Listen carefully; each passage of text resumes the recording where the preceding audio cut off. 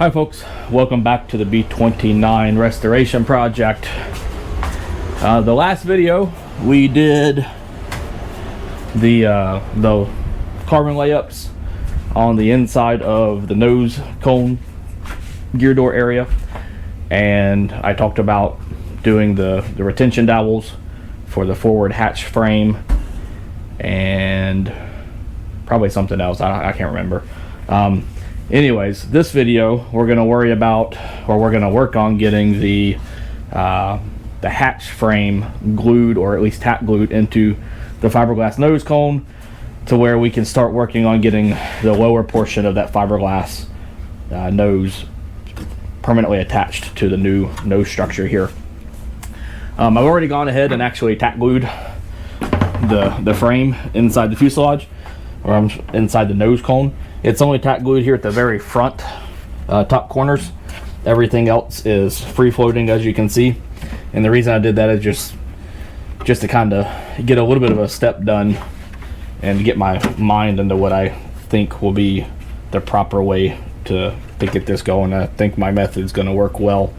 So now the fun part is, how do you get inside of this thing to tack glue the floor to the fiberglass cone, and then this rear bulkhead to the fiberglass cone. And luckily the airplane originally has this hatch on the top where they used to get into the receiver switches and the charged batteries. That is almost, well, it's just barely close enough to where I can get my hand in there somewhat. It's not going to be the most comfortable thing, but it'll work. So that's what we're going to use. I'm using extra thick CA. That way it doesn't run down between the seam of the fiberglass, or the plywood frame, and the fiberglass nose cone.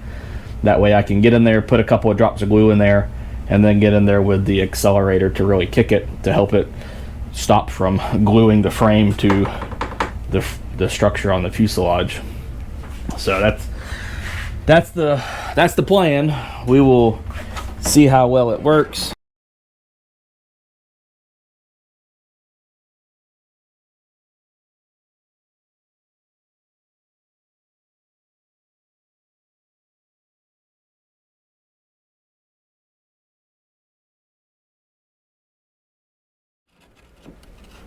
All right, well, now the next step is to get in there and glue this frame into the nose cone itself. Probably go through with it and put a couple more tack glues here and there, just to help really solidify its position, especially along this rear bulkhead. And then need to see how much Hysol I have and if I can get Hysol in there. I really like to use Hysol E20 HP for doing wood to fiberglass. It's a little runnier than like a 9460 or 9462, so it penetrates into the wood structures a little bit better, in my opinion.